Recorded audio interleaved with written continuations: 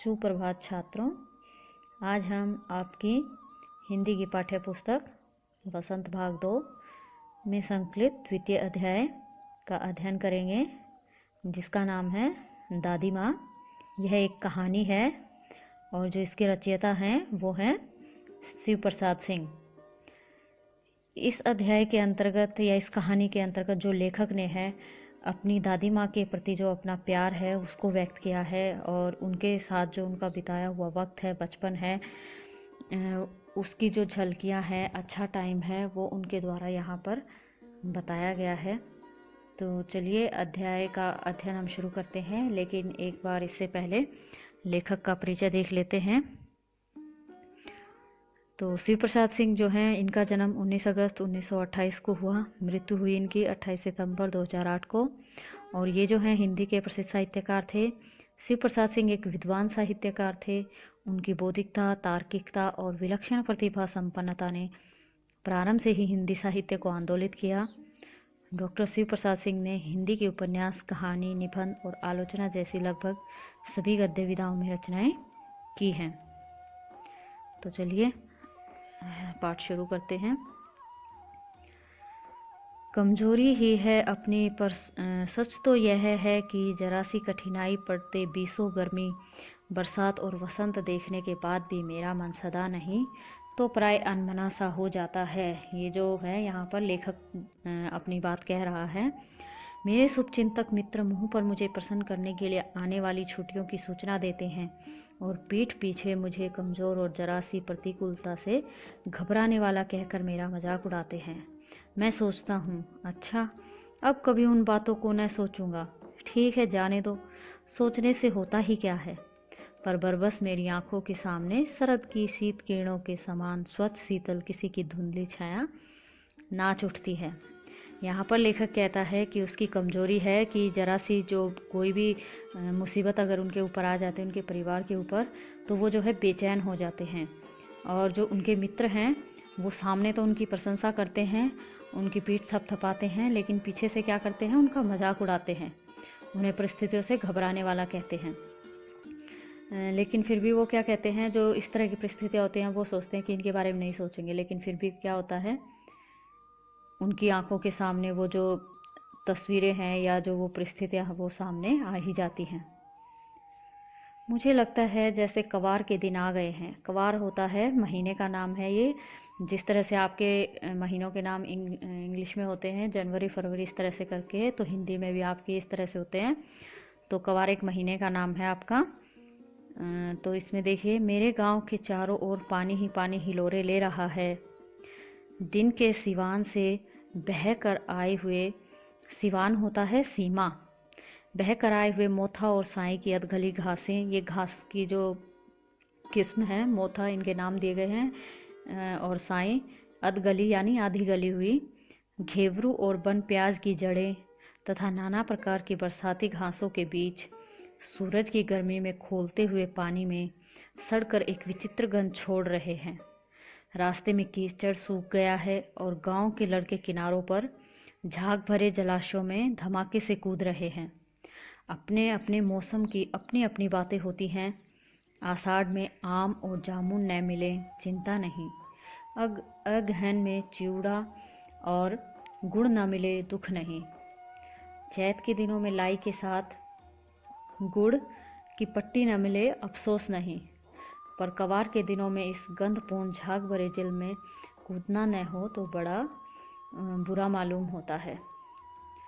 तो ये जो यहाँ पर लेखक है याद कर रहा है अपनी दादी माँ के साथ अपना जो बचपन के दिन है, इनको याद कराइए, और कह रहा है कि जो कवार का समय होता है यानी जो वर्षा का मौसम होता है उसका अंतिम महीना होता है, तो उसको ये याद कर रहा है कि उस समय पे जो वहाँ पर पानी भर जाता है जिसमें गंध भी आती है, झाग भरे होते हैं। ये कहते हैं उस टाइम पे चाहे कुछ भी ना मिले हो, जो जितनी भी सारी अच्छी अच्छी चीज़ें हैं, लेकिन एक चीज़ के लिए अफसोस होता है कि अगर उन्हें जो है उस पानी में कूदने को न मिले तो। मैं भीतर हुड़क रहा था, 2-1 दिन ही तो कूद सका था, नहा धोकर बीमार हो गया। हल्की बीमारी न जाने क्यों मुझे अच्छी लगती है, थोड़ा थोड़ा जवर हो, सर में साधारण दर्द और खाने के लिए दिन भर नींबू और साबु। लेकिन इस बार ऐसी चीज़ नहीं थी। जवर जो चढ़ा तो चढ़ता ही गया, रजाई पर रजाई, और उतरा रात 12 बजे के बाद। दिन में मैं चादर लपेटे सोया था। दादी माँ आई, शायद नहा कर आई थी, उसी झाग वाले जल में। पतले दुबले सने सने शरीर पर सफ़ेद किनारीहीन धोती, सन से सफ़ेद बालों के सिरों पर सदिये टपके हुए जल की शीतलता। आते ही उन्होंने सर पेट छुए, आंचल की गांठ खोल किसी अदृश्य शक्तिधारी के चबूतरे की मिट्टी मुंह में डाली, माथे पर लगाई।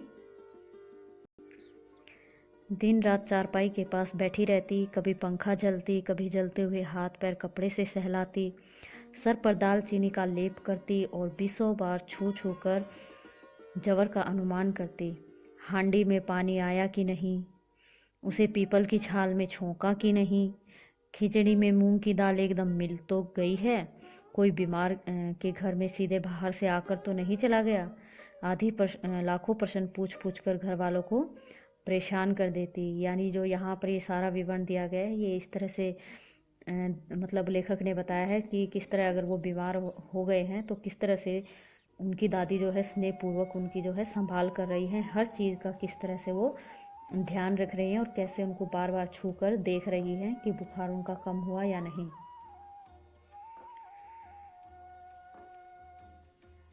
दादी माँ को गवई गांव की 50 किस्म की दवाइयों के नाम याद थे। गांव में कोई बीमार होता, उसके पास पहुंचती और वहाँ भी वही काम, हाथ छूना, माथा छूना, पेट छूना, फिर भूत से लेकर मलेरिया, सरसाम, निमोनिया तक का अनुमान विश्वास के साथ सुनाती। महामारी और विसूचिका के दिनों में, विसूचिका होता है छूतकी बीमारी, रोज़ सवेरे उठकर स्नान के बाद लवंग और गुड़ मिश्रित जलधार, गूगल और धूप, सफाई कोई उनसे सीख ले। दवा में देरी होती, मिश्री या शहद खत्म हो जाता, चादर या गिलाफ नहीं बदले जाते तो वे जैसे पागल हो जाती। बुखार तो मुझे अब भी आता है, नौकर पानी दे जाता है। मैं महाराज अपने मन से पकाकर खिचड़ी या साबू, डॉक्टर साहब आकर नाड़ी देख जाते हैं और कुनैन मिक्सचर की शीशी की तिताई होता है तीखापन के डर से ही बुखार भाग भी जाता है, पर न जाने क्यों ऐसे बुखार को बुलाने का जी नहीं चाहता। तो यहाँ पर लेखक ने बताया है कि जैसे उनकी जो दादी है उनका स्वभाव है इस तरह का है कि ना वो अपने परिवार वालों की, बल्कि जो गांव में दूसरे लोग भी हैं, अगर वहाँ भी कोई बीमार होता है किसी घर में तो वो वहाँ भी जाकर वैसा ही करती हैं जैसे अपने परिवार वालों की देखभाल करती है, और हर बीमारी के बारे में और हर दवाई के बारे में उनको पता है। और फिर ये कहते हैं कि लेकिन जब अपने ये यहाँ पर अभी बीमार होते हैं, जहाँ पर अपने शहर में इनकी दादी इनके पास नहीं है, तो इनको वो मज़ा नहीं आता जो उनको अपनी दादी के पास आता था। क्योंकि यहाँ पर क्या होता है, परिवार वाले देखभाल न करके कौन करता है, जो नौकर है वो पानी देता है, खाना बनाने वाला खाना दे देता है, और डॉक्टर जो है वो दवाई दे देता है। तो ये कहते हैं यहाँ पर बुखार तो ठीक हो जाता है जल्दी से, लेकिन इन्हें वो प्यार दुलार नहीं मिलता जो दादी से मिलता था, और इसलिए इन्हें इस बुखार में मज़ा नहीं आता। किशन भैया की शादी ठीक हुई। दादी माँ के उत्साह और आनंद का क्या कहना। दिन भर गायब रहती, सारा घर जैसे उन्होंने सर पर उठा लिया हो। पड़ोसिनें आती, बहुत बुलाने पर दादी माँ आती। बहन बुरा न मानना, कार परोजन का घर ठहरा। कार परोजन होता है काम धंधा। एक काम अपने हाथ से न करूँ तो होने वाला नहीं। जानने को यूँ सभी जानते थे कि दादी माँ कुछ करती नहीं, पर किसी काम में उनकी अनुपस्थिति वस्तुतः विलम्ब का कारण बन जाती। यानी वो कुछ काम भी नहीं करती थी, लेकिन अगर वो वहाँ पर उपस्थित न होती तो कार्य भी नहीं होता था, उसमें देर होती थी। उन्हीं दिनों की बात है, एक दिन दोपहर को मैं घर लौटा।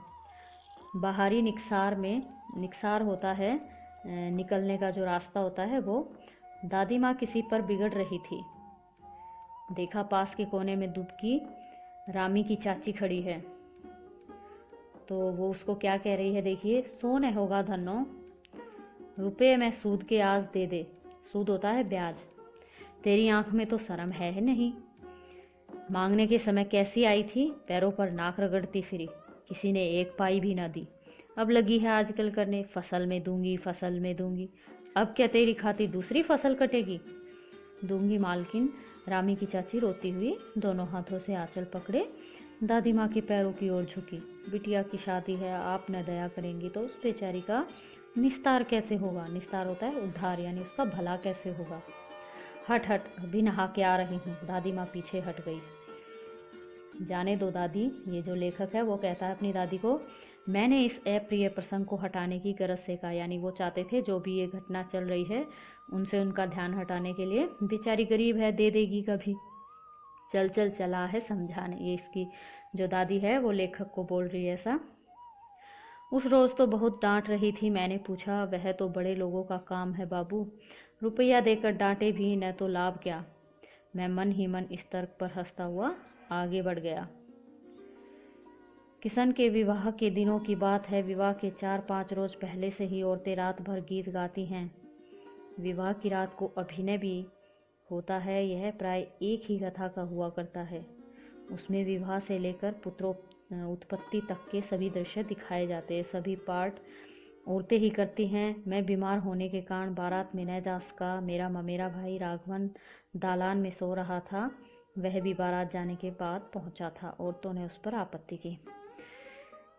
देखिए जो ऊपर बताया गया है कि उस रोज़ तो बहुत डांट रही थी। मैंने पूछा, इसमें थोड़ा सा पीछे छूट गया है। वहाँ पर जो आया था वो दिखाया गया है कि किस तरह से वो दादी जो है उस पर गुस्सा कर रही थी। और ये बात जो है लेखक को अच्छी नहीं लगी। लेकिन कुछ दिनों बाद उसको पता चला कि दादी ने जो है रामी चाची का जो है सारा कर्ज उसने माफ़ कर दिया है। और न कि केवल कर्ज माफ़ किया है बल्कि उसकी बेटी की शादी के लिए 10 रुपये भी दिए ताकि उसका उद्धार हो सके। और जब लेखक को ये बात पता चली और जब उसने अपनी दादी से पूछा तो तब उसकी दादी कहती है कि ये तो बड़े लोगों का काम है कि रुपया देकर डांटे भी ना तो लाभ क्या। ठीक है, फिर जो लेखक है मन मन हंसता है। और उसके बाद ये क्या कहते हैं, जो किशन के विवाह के दिनों की बात ये बताता है कि जो बारात जा चुकी है और उसके बाद जो रात को जो औरतें अपना कार्यक्रम करती हैं वो उसमें कहते हैं उसका भाई जो है राघवन दालान में सो रहा था और जिस पर औरतों ने आपत्ति की। और जो ये लेखक है ये भी बारात में नहीं जा पाया, किस लिए? बीमार होने के कारण। आगे देखिए, दादी माँ बिगड़ी, लड़के से क्या पर्दा, लड़के और ब्रह्मा का मन एक सा होता है। मुझे भी पास ही एक चारपाई पर चादर उड़ाकर दादी माँ ने चुपके से सुला दिया था।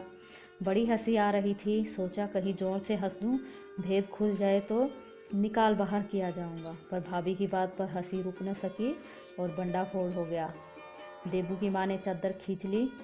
कहो दादी, यह कौन बच्चा सोया है? बेचारा रोता है, शायद दूध तो पिला दूं। हाथापाई शुरू हुई। दादी माँ बिगड़ी, लड़के से क्यों लगती है? सुबह रास्ते में देबू की माँ मिली। कल वाला बच्चा भाभी। मैं वहाँ से जोर से भागा और दादी माँ के पास जा खड़ा हुआ।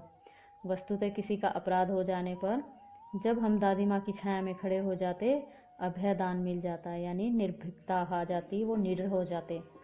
स्नेह और ममता की मूर्ति दादी माँ की एक एक बात आज कैसी कैसी मालूम होती है। परिस्थितियों का वात्या चक्कर होता है घटना चक्र, जीवन को सूखे पत्ते सा कैसे नचाता है, इसे दादी माँ खूब जानती थी। दादा की मृत्यु के बाद से ही वे बहुत उदास रहती। संसार उन्हें धोखे की टट्टी मालूम होता।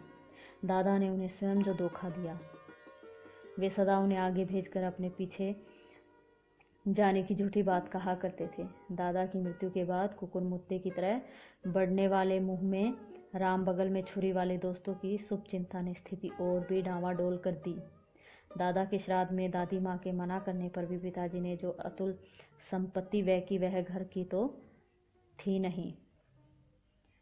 दादी माँ अक्सर उदास रहा करती। यानी यहाँ पर बताया गया है कि जो लेखक के दादाजी गुजरे हैं उनके बाद जो है उनके परिवार की आर्थिक स्थिति बिगड़ चुकी है। यानी जो उनके शुभचिंतक थे उन सब ने उन्हें धोखा दिया। और क्या कहते हैं, जो उनकी संपत्ति थी वो भी जो लेखक के पिता हैं उन्होंने अत्यधिक व्यय कर दी। कहाँ पर? दादा के श्राद्ध में, दादी के माँ के मना करने के बावजूद भी। तो वो जो है अक्सर उदास रहती थी। माघ के दिन थे, कड़ाके का जाड़ा पड़ रहा था, पछुआ का सन्नाटा और पाले की शीत हड्डियों में घुसी पड़ती। शाम को मैंने देखा दादी माँ गीली धोती पहने कोने वाले घर में एक संदूक पर दिया जलाए हाथ जोड़कर बैठी हैं। उनकी स्नेह कातर आँखों में मैंने आंसू कभी नहीं देखे थे। मैं बहुत देर तक मन मारे उनके पास बैठा रहा। उन्होंने आंखें खोली। दादी माँ, मैंने धीरे से कहा, रोता क्यों है रे? दादी माँ ने उनका माथा सहलाते हुए कहा। मैं तो अभी हूँ ही। उन्होंने संदूक खोलकर एक चमकती सी चीज़ निकाली। तेरे दादा ने यह कंगन मुझे इसी दिन के लिए पहनाया था। उसका गला भर आया। मैंने उसे पहना नहीं, इसे सहेज कर रखती आई हूँ। यह उनके वंश की निशानी है।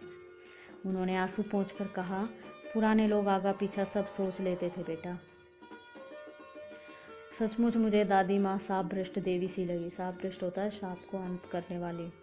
धुंधली छाया विलीन हो गई। मैंने देखा दिन काफ़ी चढ़ाया है। पास के लंबे खजूर के पेड़ से उड़कर एक कौवा अपनी खिनौनी पेड़ से उड़कर काली पांखें फैलाकर मेरी खिड़की पर बैठ गया। हाथ में अब भी किशन भैया का पत्र काँप रहा है। काली चींटियों सी कतारें धूमिल हो रही हैं। यानी जो किशन भैया का पत्र है उसी के माध्यम से लेखक को पता चला है कि उनकी दादी अब इस दुनिया में नहीं रही, और वही जो है ये पढ़ते पढ़ते अपनी जो है यादों में खो गए थे। अपनी दादी के साथ बिताए गए जो समय को ये याद करते हैं।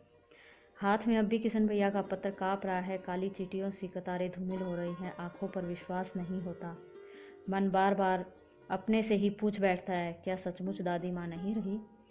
अर्थात यहाँ पर लेखक को जो है विश्वास नहीं हो रहा है कि उनकी दादी माँ इस दुनिया में नहीं रही। तो इस तरह से आपका ये जो चैप्टर है ये भी कंप्लीट होता है। और देखिए इसमें जो है मेरे ख्याल से काफ़ी इजी है ये।